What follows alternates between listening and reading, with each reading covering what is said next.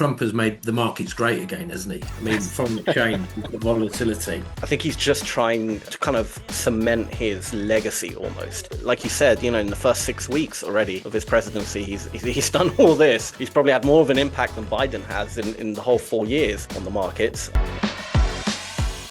Hello, everyone, and welcome to another Ola Prime podcast. Today, I'm joined by two of our trading coaches, Ian and Paul, who I'm sure you're all familiar with. And the agenda for today, it's all about Trump and the tariffs and the whole trade war with China. So really interesting stuff. We're going to deep dive into it, give you our thoughts, the reactions that happen in the market, because lately I think, the market's been reacting crazily to these tariffs. It's calmed down a little bit now, but initially, phew, what 2 weeks it was in the market. But Ian, Paul, how are you guys doing today? Thank you for joining. Very Yeah, well, we're all thank good. you. All good. Just trying to make sense of what's happening. I think we all are. That's the But battle. exactly. So I guess Trump tariffs. Where do we even start on this one? I I mean, mean, go on, Paul, go on. ideology, I suppose, approach to, how the world order is supposed to go. There have been valid arguments on both sides in terms of what potentially is trying to be achieved. The influx of cheap goods from Asia, of course, has been a negative consistently over the last few decades. But we also have to take into account that nothing is perfect. The Yeah. whole conversation around my country and Brexit, it's about, the union is not perfect. And certainly the relationship with the United States and the rest of the world is not perfect. But you have to, I suppose, look back and look at why the world is the way it was. And then you look back to, following World War II, and you look at what was attempted to be established in order to maintain stability and to avoid such a catastrophe again. It kind of put itself, I suppose, in a position of control. So they put themselves as the world's policeman in terms of like NATO, because he's obviously part of the conversation as well. And they wanted Europe to be dependent on them, right? That Yeah. was essentially the context. But now it is, I suppose, being in some quarters, it's felt that it is an unfair balance, an unfair relationship. And I think what we're seeing at the moment is an attempt to rectify that. Now, whether it's being successful or not, or whether it's the right approach, is of course what we'll talk about today. But I think that's the context. I mean, Ian, would you agree? Yeah, there's one thing I would like to put out there. Trump has made the markets great again, hasn't he? I mean, foreign exchange, we've got volatility. So, love him or hate him, he's good for traders, whether or not you're sort of swing trading and day trading or whatever. I've been fascinated by Trump for years, since his first term in 2017. And I've read quite a few of his books, The Dark Towers, about his dealings with Deutsche Bank and what have you. I think we're talking about history there, and Paul, you highlighted, the US sort of dominance after World War II. And I suppose what we should also highlight is that these trade tariffs are not new. Mm. In his first term, when he was talking about making America great again in 2017, he inflicted trade tariffs on China then. So, this is an ongoing issue as far as he's concerned. He's definitely brought it to the forefront.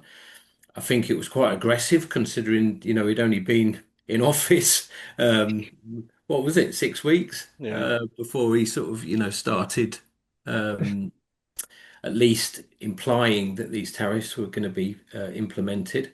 I was quite shocked personally that he did it on such a global um, arena, if you like, maybe sort of 5 countries, but it was 57 in total.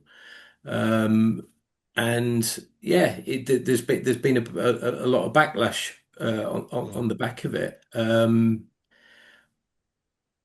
Personally, I don't think that what's being sort of threatened will ever sort of get to the market. I think it's sort of a negotiation tool. But I can see this dragging on for a long time. And also, Trump, since he's initiated all, or it hasn't initiated anything yet, has he? Because everything's been delayed. But he's now talking about sort of taking a bit of a back step. But like you say, it is causing massive amounts of volatility. And volatility is good for the markets. But Yeah. It's interesting because I get it. But but also think, they're smart enough to understand that this would cause quite a crash initially, right? But I think there's so much information all being crossed. I think ultimately what I believe, I think Trump is, look, this is last 4 years. He knows after that's it. He can never become president again. I think he's trying to make an impact. I think he's trying to, you know, like you said, in the first 6 weeks already of his presidency, he's done all this. He's probably had more of an impact than Biden has in the whole 4 years on the markets. Second-term presidents obviously have less of a leash, Yeah, principally, because they don't have to be re-elected. Now, obviously, the midterms should be a concern for the administration, of course, because there is a risk that they could lose control of both chambers, which, depending on where you are on the ideological, that would be a good or a bad thing, of course. But the issue is, of course, you're right. It has been a frantic pace, and I think mentioning Biden, there's two schools of how you're supposed to run the world, right? There is the traditional statesman Biden approach, which is slow and steady, okay, and it's a difficult thing to sell because everything, improvements in the economy are happening in slow motion. And when there's been high prices, which don't come down as quick as they go up following the pandemic, it's still an uncomfortable balance. But, the idea of that administration is that it's slow and steady, just like Obama following 2008, do what needs, obviously mistakes were made there, but, slow and steady, let the markets recover. We lower inflation, we lower inflation, we have interest rate, all that kind of stuff. Then there's you know what, the world isn't the way I like it, so I'm going to get my hammer and I'm going to go fix it, right? And there's two schools of thought, and some people will be enjoying the chaos, of course, and some people will be benefiting from the chaos. Us potentially with volatility, the whole insider trading thing, right? I don't want to label that. I don't want to put that badge on Trump because the no, whole of Congress, no doubt, are all about that. I mean, I was talking to Yanni the other day, and he labeled it a pattern he saw as the Nancy Pelosi, right? So I think it's quite a pump and dump sort of thing. So it's quite accepted. So I don't want to say Trump's really bad no, because I think everyone does it. It's something which legislation needs to fix, right? It needs to be, the whole Congress needs to be regulated, and there's legislation has been put forward, but it's, what are we trying to achieve? So let's say you're an economist which leans a little bit conservative, right? And your perspective on the market is we want to bring manufacturing back to the country, right? And we want the iPhone to be built here. We want all of this stuff, right? Now, we don't care about the price is going to be paying in the short term. The iPhone might cost $3,000 for the next 4 years, but that was Apple plan anyway, right? The iPhone 20 is going to be a big one. So but the issue is, and when you look at like the formulas which they showed to calculate the tariffs, the concern comes from the implementation of what is happening, right? Not necessarily the ideology. So this is the practical thing. What are we trying to achieve? You want to bring manufacturing back to the United States. Okay, good. How long does that take and what needs to happen? So firstly, the supply chain in Asia for electronics has been established over the last few decades, and it took that long to establish, which mm, is why we source all of these components and everything from there, including all the rare earth minerals and all that kind of stuff. So, what does it take to bring that to the United States? It's not just building a factory, right? It's not just having trade agreements which facilitate the practicalities of that in terms of cost.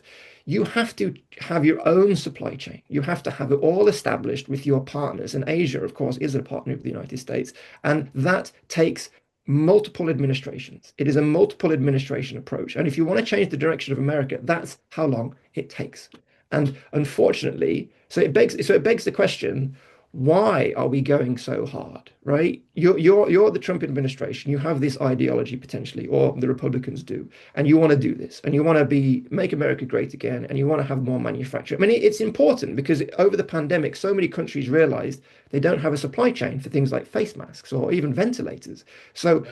it highlights there's a dependency there, but it's a dependency which you have created. And therefore, to undo that, it requires perhaps the Biden approach, but just with a different ideology. And I think this is where the issues are coming in. It's not so much about I disagree with wanting to build factories in America. It's like it takes time to do this, and there's no Mm. sense in shocking the market and increasing prices for people around the world who have got you elected for that. So it's this kind of imbalance, which I think is throwing people off. But it's Trump's style, right? I mean, you talked to Ian, you talked about reading all his books. This is what he does. Look, Apple, their bottom line is to make profit. And however they can maximize their profit, they're going to do. They don't care about whether it's made in China, India, the US. It doesn't matter to them. It's all about the money, right?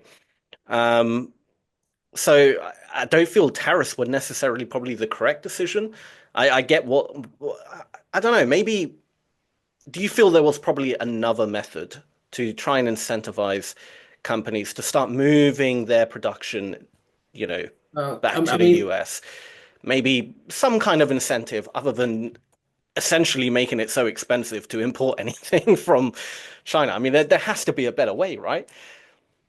yeah, I think he's looking at all angles, isn't he? I mean, he was talking about, and I don't, you can trip me over if I'm wrong here, but wasn't he talking about asking other countries to not charge VAT on US products? I mean, I've Yeah. heard that, that was another thing that he was looking at implementing the other day. So, he's looking at all different angles, and I think what we have is just this negotiation table, and he seems to have got three packs of cards on the table, and he's trying to find two that match. It's so easy to look at this and talk about it ideologically, but we have to talk about it practically.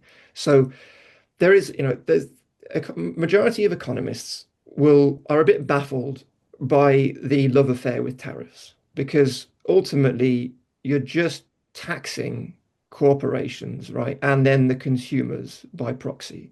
And it's difficult to and considering, of course, that the premise of his election was to, of course, lower these prices, right? So the damage which is being done to everyday Americans, of course, is significant. And the same goes for areas around the world which have suffered tremendously. Some countries arguably will default as a result of this, if they are enacted. And it's quite a so we talk about practicality. You want to do these things, right? You want to do even the playing fields. If you do want to bring manufacturing back, and you want to lower prices, then the solution to that is a multi-year plan. So you don't spook businesses. So businesses have time to put that into their planning, right? So there's no uncertainty because I'm telling you, there will be loads of small businesses which already have gone under in the United Hmm. States because of this. And it's just this is the problem. Why cause the devastation, even if it leads to greener pastures, right? When you can get to greener pastures by just slowing down a little bit, right? And I think that is the argument which is going on amongst people who are in the know. And I think that's where the frustration lies. So there's obviously issues. There are imbalances. There are significant, and like I said, like Brexit is a result from my country as a result of the focus on the negativities of our interactions with the European Union, right? So no one is saying that it's perfect. You look at the EU and what they're doing in terms of regulation, even talking about crypto with stable coins, right? They are, of course, they're inhibiting Google. They're trying to inhibit Apple and make their life a little bit difficult in terms of the services industry, right? Which is, again, another element to these tariffs because you threaten Europe trying to level the playing field, right? Which is right or wrong, depending on how you see things. But then what are Europe going to do? They're not just going to take it, right? Well, They're a massive customer for US service, right? And they're not going to just say, well, we're not taking any Harleys, right? Or we're saying we're not going to take your services, or we're going to make Apple essentially move out of the space. Because like in my country at the moment, there's like certain features, iCloud features for Apple, which my government doesn't agree with because of encryption, and they're trying to get Apple to stop, which means that certain features for my country, advanced security, isn't available on the iPhone anymore. And likewise, the whole move, the additional diversification of the App Store is again the European Union trying to clamp down on the service industry coming out of the United States. So why are you risking the blowback and serious issues for American companies, big American companies, Mm. as a result, when you could just go a little bit slower, negotiate a little bit more, right? And I think that's the frustration we're seeing. And Ian, I don't know, I mean, where this is going to land. I mean, where do you see the ideal kind of landing for this? what, for us or for people in general? I mean, Humankind. humankind, yeah, yeah. Let's think about the bigger picture. His attack on Jeremy Powell, and I think to quote him, he called him a major loser.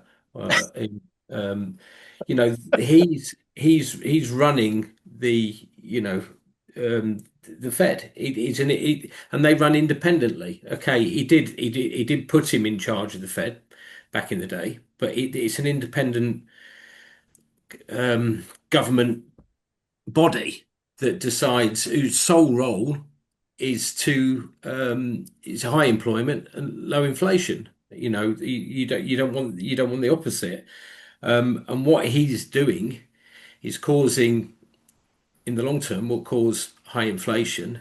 And then he's saying to Chairman Powell, you need to cut rates more aggressively. Well, if you've got high inflation, you need higher rates to dampen them down. So I think it was actually on the day where the ECB cut rates, wasn't it? And I think that was the day when sort of Trump decided that he was going to attack him. And then he's had his guys then look into it to see whether or not he can actually sack Powell. And he can't, because the only way you can actually get rid of a Fed chair is through misconduct or incapacity. And he's clearly neither of those factors. And Powell's actually asserted himself and said, you won't be able to remove me, and I'm not resigning. So, Mm. you've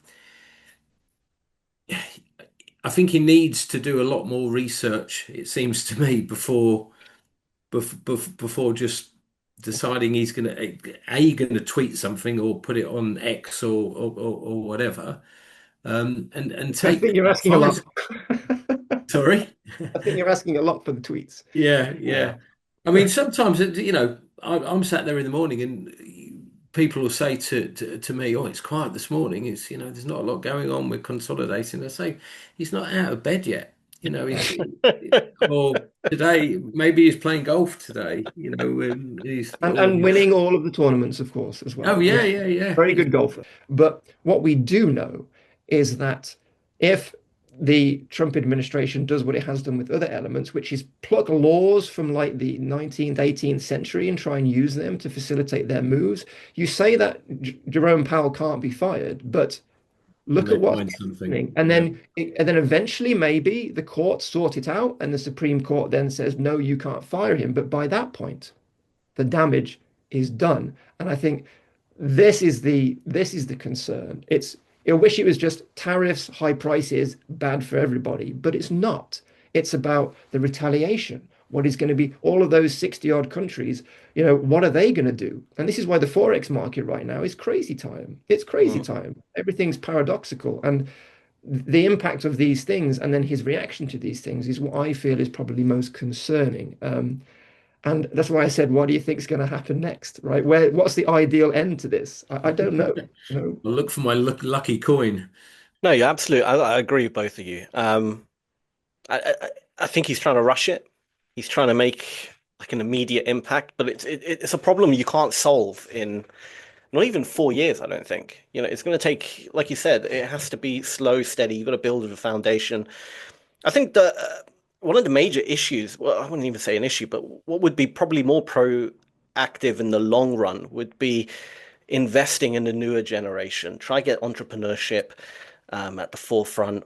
You know, uh, have incentives for people who have good ideas and want to build companies that could be game changers in the world.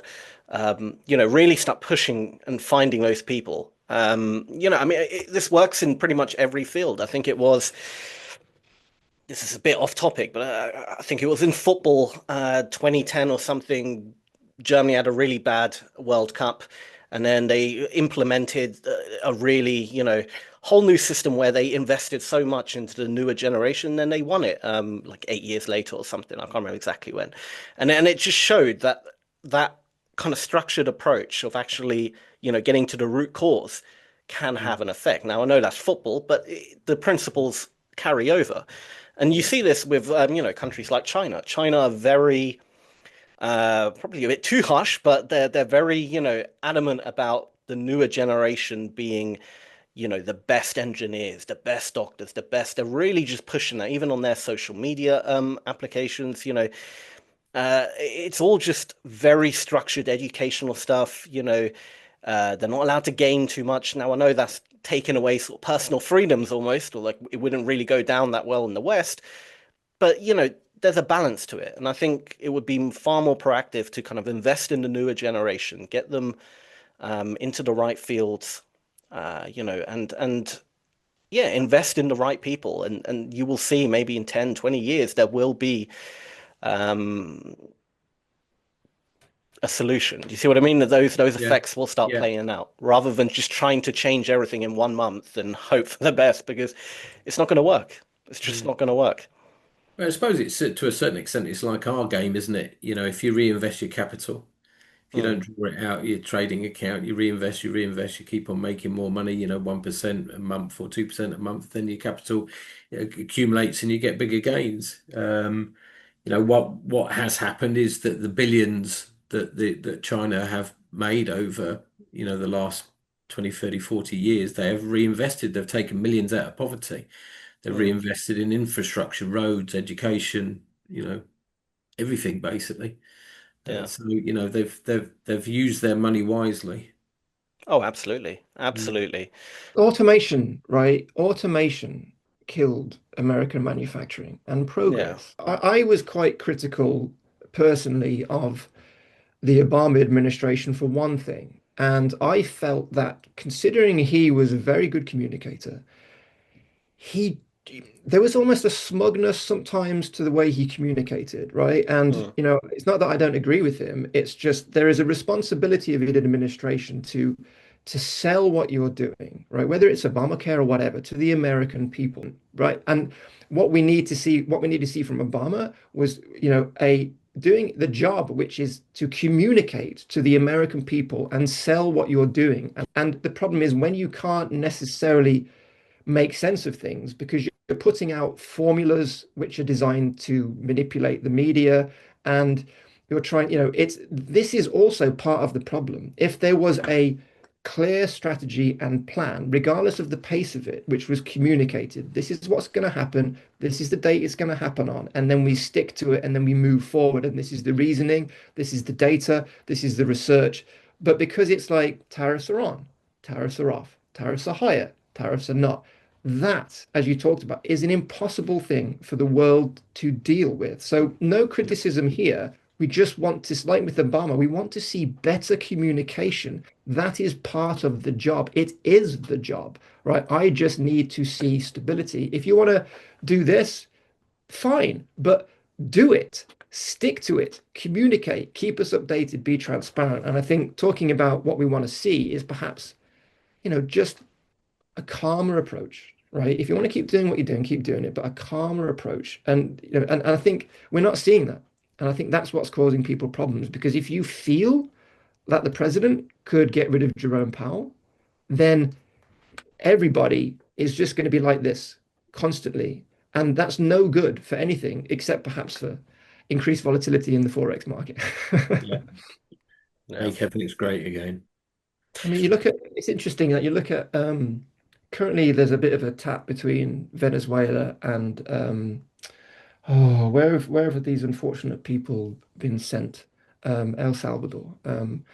And there's a current kind of tit for tat over the Venezuelan migrants which have been sent there. Now, that is very much a playground brawl, right? In terms of it's not statesman, it's not how France talks to Germany, right? It's just a brawl out in public between two world leaders, right? Um, now, is that what negotiations going to look like going forward? They're going to be, trade things are going to be sorted out on X, right? Or Truth Social. To me, it feels like that's where we're going because how can Europe respond if someone is essentially doing that, right? Using that playbook, the taunting playbook, right? The playground Yeah. playbook, whatever, right? How do Europe, which is full of statesmen and stateswomen, right? How do they respond, right? I mean, how difficult is it going to be for Macron to turn around and go, "No, you suck"? Like, I mean, it's like it's not in their vocabulary. So I think where this is going to land, I don't know. Yeah. Who knows? Who knows? I don't know. But it's exciting. As traders, at least we have that volatility. We can capitalize on it. But I don't know. It's definitely been probably one of the craziest beginnings of a presidency I've ever experienced. So I don't know. We still have plenty of time, 3.5 years left. So who knows what can happen? I hope he does calm it a bit, takes more structured approach, and really tries to find solutions. Because right now, I mean, we know the tariffs are not going to play out. I mean, you can't have 120 something percent tariff. It's just not. It's not realistic, right? It's not going to. Companies always going to flock there because it's cheap to produce. They have the infrastructure. They have the technology now. I mean, you just look at like their car market. It wasn't long ago China never built a single car. They couldn't build a car.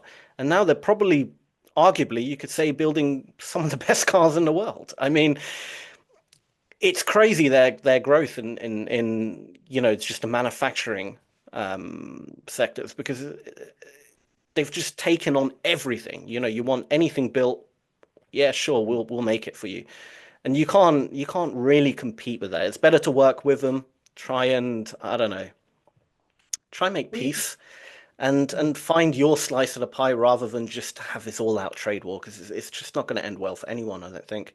You make a good point because look, again, this is definitely in political territory, but in terms of the argument for the status quo was that most of the West had pretty much China where we wanted them in terms of, we were starting to put a lot of pressure on them in terms of whether it's rights, human rights, or just, the influx of goods. And the whole of the West, including the United States, was working together and has been for a long time to kind of corral them, right? Now that has gone, right? They now have the upper hand, right? That he is sadly, accidentally or whatever, that is what's happened. And now they are in a position of strength, which I suppose for any administration which is so, very much anti-China and has been the rhetoric, it's very strange to see such results, harmful results coming back, the exact opposite of what we're trying to achieve. I mean, look, in the 80s, unless I'm mistaken. I was too young to be following this in real time, but I was alive.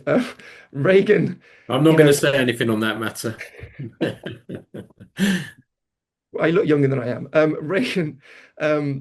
Reagan, had a tussle with the Japanese, right? And that resulted in some tariff issues, which then also resulted in a factory being built in Texas, I think.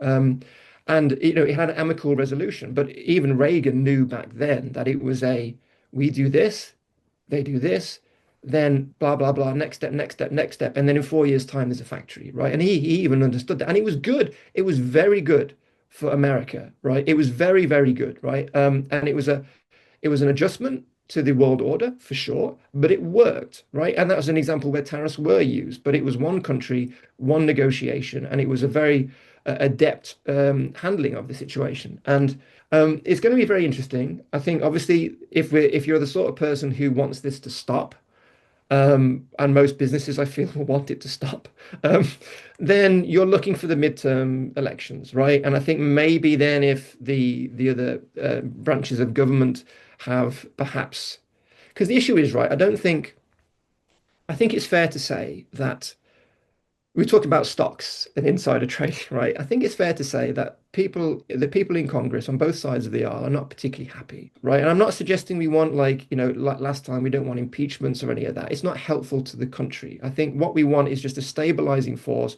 Congress to assert its control a little bit more in terms of the balance between the equal branches, right? Because even the judicial system, which Trump essentially crafted, is standing up to some of the administration's policies. And I think hopefully that would be a better scenario in the next 18 months. And then he can maybe then succeed at what he's trying to do, but with a little bit of a calm and with bit Congress behind him and to regulate. Because obviously, there's a reason why a government or a country or a world has two parties or two or three parties, right? Because you need checks and balances, not to maintain or stay in power for your ideology, but to ensure the effective running of government, right? So, and we don't have that. And the problem is, there's an argument that you never want any country to have one party in complete control, right? There's an argument that you don't want that, right? Yeah. Because it's just unhelpful for progress. Yeah. And that's not a political thing, right? There's plenty of Republican presidents, which if I was an American, I would have voted for. John McCain being an example, Mitt Romney, maybe, right? But it's what we want is just function, right? Functioning, right? Not the hollowing out of systems and things changing, because that creates uncertainty. And when we're trying to recover from serious economic issues from the pandemic, and we're trying to get these prices down for people, right? Everyday people. In my country, it's energy bills, right? In the United States, I mean, I went over there a couple of years ago and did a motorcycle ride. It took me about 3 months. I went from Georgia in Georgia above Florida to Washington State in Seattle, Wow. right? And oh my God, buying a box of cookies was more than my Airbnb, right? And I'm like, and it's like this, that's the problem. This is what needs to be fixed. And, you know, I want to see that. We want to see that because obviously American prices affect other prices. And so again, not the conversation of ideology, which perhaps some of these other podcasts discussing this are talking about. It's like, okay, fine. You've been elected. You've got a mandate, right? But what do we want to see it done this way, right? Yeah. The right way, right? And I mean, it's going to be I mean, you think back to the first term and you think how many things happened. Can you remember all of them? Of course not. There's so much, like every Yeah. day, 6 or 7 crazy things. And, I would just love to just like, every time I look at my crypto news feed, it's President Trump speaks, President Trump speaks, President Trump speaks. I'm just like, give me a day off, man. Come on. You just enjoy, you rest, you're working hard, rest, right? Just rest for a day, right? So, I don't know. I mean, Yeah. it's all over the place. I think there's a high expectation as well from him because, his supporters, the people who, are diehard Trump supporters, they believe he's going to sort everything out like that. He's because let's be honest, America was declining. They are still declining. I think that's fair to say, and everyone would pretty much agree with that. And there's that panic coming, for most people in America are starting to panic a bit. They don't, the future is a bit uncertain. Is America going to get out of it? And are they going to become great again, so to speak, right? And a lot of his supporters believe he will be the guy to do it. And, maybe he will. Maybe he will. But I feel he came in with such high expectations that he had to do something almost quite drastic in order to, because he couldn't just do it slow and steady, because then people would be like, well, you promised all this and it's 4 years now and nothing's happened. Maybe a little bit of change happen, a bit better. All right, fine. But it's not enough. People want to see that kind of instant reversal, but it's just not realistic. It's just not going to happen. And Mm. so I think the expectations need to be lowered a bit. yes, America can absolutely start growing again and start becoming, get themselves out of this rut.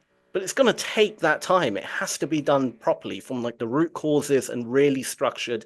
And then in maybe 10 years' time, you'll start really seeing the effects happen. But doing it in a few months is just impossible. No man can do that. No person can do that. It's just not going to happen. Yeah. So, But you're right, you made a very good point. And, the whole thing, on day one, I will fix this. On day one, I'll fix this. And yeah. obviously, everyone else, most people are looking on and going, okay, that's not quite how it works, friend. But and that shows where potentially a politician backs themselves into a corner, right? Because the hard, unsexy work of lowering inflation is, that it's not, it is a slow grind. It's part of it is investing in infrastructure like the Biden administration did, and then seeing the effects of that down the line, right? And unfortunately, we live in a society, the TikTok society, where we need, that dopamine hit every 15 minutes, not just from, our phones, but from our politicians too, Mm, right? From because it's a populist America at the moment, and I mean, the whole, it, that's kind of the problem with it. It's like how do you make progress, right? How do you make real change and sell it, right? But because the hard work, of building anything, it's slow and arduous. Building a house, right? Laying turf, it takes time. There is no shortcut, but we live in a shortcut society, especially America. Yeah. The pills, here everyone's selling a pill you can take which will cure everything, right? It's just cranberry, guys. It's just cranberry. Come on, right? It's just, what I mean? We're creating a problem which doesn't exist and then saying we're fixing that problem. Nothing's happening, mm, right? Nothing. yeah. Yeah. I think he's certainly capable. He just needs to step down a little bit, relax a bit, and re lower his expectation and realize that it doesn't all have to be done right away. Take your time with it a bit. You have 3.5 years. You can definitely make an impact. Just try not to rush it all in 1 month. And And then what is he going to do for the rest of his term if he does everything now, yeah. right? Okay, spread out, right? Calm yourself down. Play Enjoy some golf. play golf. But he's certainly capable. I mean, when it comes to, politicians, Trump certainly has something about him. I can see why people like him. I can see why people hate him as well. I can see both sides. But and I feel America does kind of need that presidency where that mixes things up, it shakes it up a bit, rather than playing it too safe. Has that bit of a wild card. I think he just went a bit too wild right out the bat. Yeah. That's it. He's just got to tone it down a little bit, and I think there could be some positives, but we'll see. Yeah, Um, you don't know when yeah, things are going to land, right? I mean, when I'm sitting in a rocking chair when I'm 80, obviously rocking chairs aren't a thing now, sorry. But you know, and having my cigar and whatever, and then I'm reading the history books, and then what does that paragraph say about this period? And genuinely, regardless of my political views, I don't know. Would it be negative? Would it be positive? And I think, Yeah. in fairness, that is the perplexing part of this situation. As you said, Sam, it's like, okay, a lot of people hate this, right? A lot of people strongly disagree with this, but a lot of people do agree with it. And where are they coming from? Where do they see America? And is America going to be better? Because I mean, can you carry on with the kind of the stagnation, the growing size of government? Can you continue like that? Is it working? I mean, look at America. It's essentially just one big middleman, right? That's all it is, right? Yeah, the money for healthcare goes to the government, then it goes to the people, then it doesn't, and it goes to the companies, and it goes to the people. And I think it's not sustainable. So there's a possibility that this could be looked at as the golden age of America, the beginning of the golden age of America, but difficult to make sense of it when we're right in the yeah, middle of it. So you're absolutely right. yeah. Who knows? I mean, it could play out, and like you said, in history, might look back at this was exactly what America needed. It's very hard to tell, but we'll see. I guess we'll see when we're old. Fingers I'll crossed. give you a call when you're on your Oh, rocking chair, and Older. I really older. like that, Sam. I really like that. Let's schedule it. Yeah, we'll schedule it. 30 years, 40 years into the future. We'll do another Zoom call if Zoom is still a thing. Follow-up session, part two. But guys, I think we're going to wrap it up here. But yeah, that was really interesting. Um, Well, I get the feeling that we might have, after a couple more months of this, we might have more to talk about. So oh, absolutely. I'm sure we'll be revisiting it 100%. There's going to be a lot more Trump related podcasts, I think, coming up in the near future. So don't worry about that. But guys, thanks for joining. It's been great. It's been a pleasure. I wish you all a good trading day. Let's make Friday a good day. And yeah, hope a lot of success in the markets today.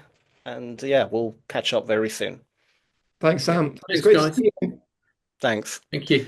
To all the viewers, thank you guys for watching. And also, if you did enjoy it, leave a comment down below. Let us know your thoughts about Trump and the tariffs and what the future could hold for America and, globally, the markets. But yeah, leave a like, subscribe, turn on notifications. There's so much. All those buttons at the bottom, just click them all. That generally helps.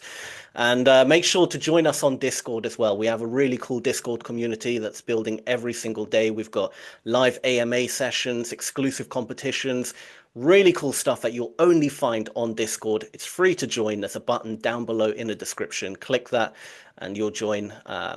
And I'm sure you'll enjoy it. But thank you guys for watching, and we'll see you again very soon. Take care.